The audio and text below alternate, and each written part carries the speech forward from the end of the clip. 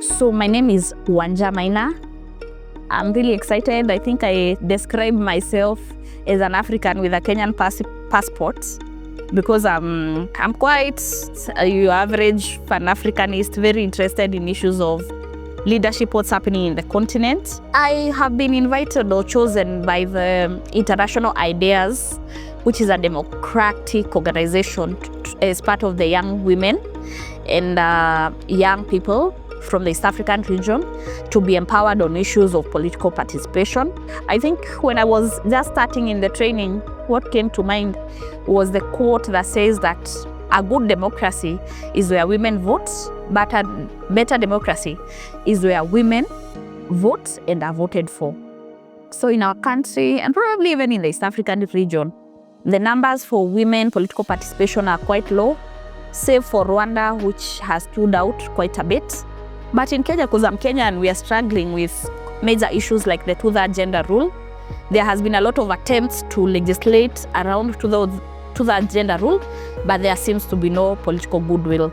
As an individual, I'm politically involved, engaged, and fairly active.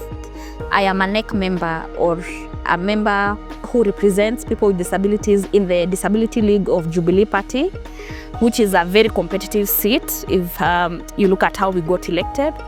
And one of the things that I do most of the time is just to ensure inclusion in our political party, inclusion in trainings, inclusion in programs, inclusion in conferences, even inclusion for young people to really participate in the elections. Was just how we tried to ask ourselves the fundamental question: why do we have very few women in politics in East Africa? People have said that you women, you're so empowered, you are trained all the time. But today we were taken through a cultural experiment where we started asking how girls and young women are socialized from a very young age, given excessive roles that are very unnecessary. Girls are supposed to wash utensils and wash vyombo. They even end up not aspiring for bigger seats because their role is very domestic. Later, we were told about positioning, and I think that was very important because even myself, I really struggle to document my work, yet I do quite a lot as an individual, even professionally. But truly for me, is just to have learned more about politics. I attempted to vie in 2022. I intend to attempt again in 2027. So for me, it was just trying to bring all those international things, regional things into what we are learning here, and how even to position ourselves, and also importantly, just to network. Sometimes you listen to the experiences of the ladies in Burundi, Kenya, and then you're like, we're all the same, really. Same problem, same problem.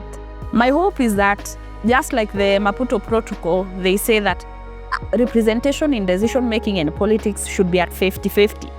So if women are 50, men are 50, we should be 50-50. So for me, it's a point to reflect. It's a point also to congratulate myself for even being selected, because we are like 20 here. So probably there's something that I'm doing well, and sometimes you don't appreciate the journey.